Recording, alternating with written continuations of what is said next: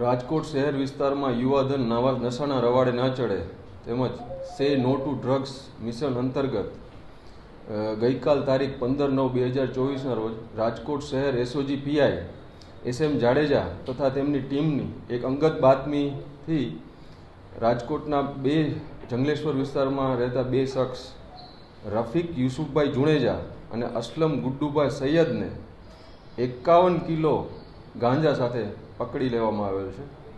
આ બંને શખ્સો વિરુદ્ધ ભક્તિનગર પોલીસ સ્ટેશનમાં NDPS ગુના અંતર્ગત ગુનો નોંધી આગળની તપાસ તજવીજ ચાલુમાં છે।